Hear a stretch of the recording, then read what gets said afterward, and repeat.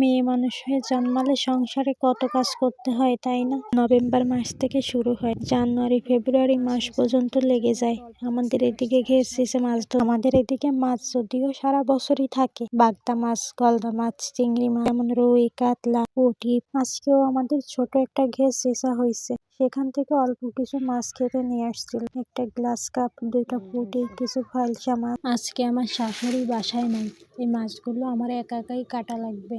প্রথমে আমি পুঁটি মাছগুলো ঘষে আঁশগুলো ফেলে দিব। এভাবে ঘষে যদি পুঁটি মাছের আঁশগুলো ফেলে দেওয়া হয় তাহলে কাটতে অনেক সুবিধা হয়, কাটতে বেশি সময় লাগে না, শুধু মাথা কেটে ফেললেই হয়। যে কোনো ছোট মাছ আমাদের এদিকে এভাবে কাটে, সময়ও কম লাগে। এভাবে ধুয়ে আমি রেখে দিব, শুধু মাথাটা কেটে ফেলবো। এবার হচ্ছে বাইলা মাছের পোনাগুলো আমি ঘষে আঁশগুলো ফেলে দিব, আর এগুলো হচ্ছে মাথা কেটে ফেলবো না, এগুলো পেটটা কেটে ফেলবো, আর দুই সাইডের যে চোপড়াগুলো ওইগুলো হচ্ছে কেটে ফেলে দিব। এই মাছগুলো কিন্তু খেতে অনেক ভালো লাগে, বড় বাইলা মাছের থেকে এই মাছগুলো আমার কাছে খেতে বেশি ভালো লাগে। এই মাছগুলোর আঁশ ফেলে দিয়ে আমি হচ্ছে এখন কেটে নিচ্ছি। আর এতগুলো মাছ কাটতে আমার প্রায় 2 ঘন্টারও বেশি সময় লেগে গেছিল, যেহেতু অনেকগুলো মাছ, অনেক রকম মাছ ছিল, আর ছোট মাছগুলো কাটতে বেশি সময় লাগে।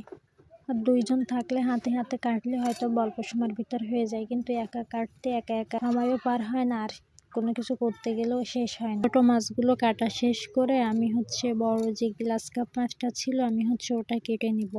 যে কোনো ছোট মাছের থেকে এই বড় মাছগুলো কাটতে আরো সময় কম লাগে, আর এই বড় মাছগুলো কাটতে আমার কাছে ভালোও লাগে, অল্প সময়ের ভিতর হয়ে যায়। এই ধরনের বড় মাছ আমাকে যতগুলো দেওয়া হবে আমি ততগুলো কাটতে পারি, আমার এই মাছগুলো কাটতে ভালোই লাগে। আর এই বড় মাছের যে নাড়িগুলো, এইগুলো খেতে অনেক ভালোই লাগে, আমার হাজবেন্ড পছন্দ করে, আর আমার ছোট ছেলেও পছন্দ করে, এই জন্য আমি সবগুলোই রেখে দিচ্ছি। এগুলো শুধু তেলগুলো বের করে আমি এটা হচ্ছে ভাজি করব।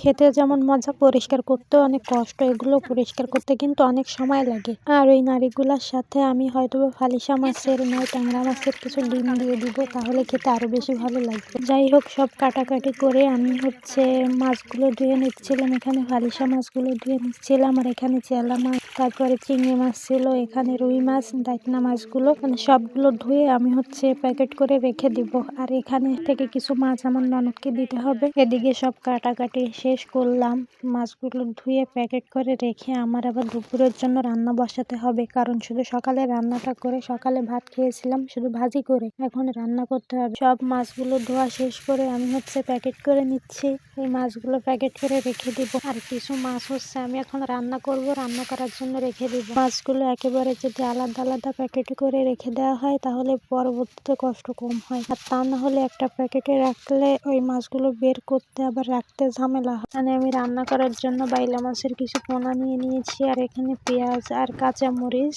পেঁয়াজের কলি, আর এটাকে আমরা পেঁয়াজের কলি বলি, অন্যখানে হয়তো বা পেঁয়াজের পাতা বলে। বেগুন, লবণ আর হচ্ছে তেল দিয়ে খুব ভালো মতো হাতে মাখিয়ে নিব, আর এই হাতে মাখানো রান্নাটা কিন্তু অনেক মজার হয়।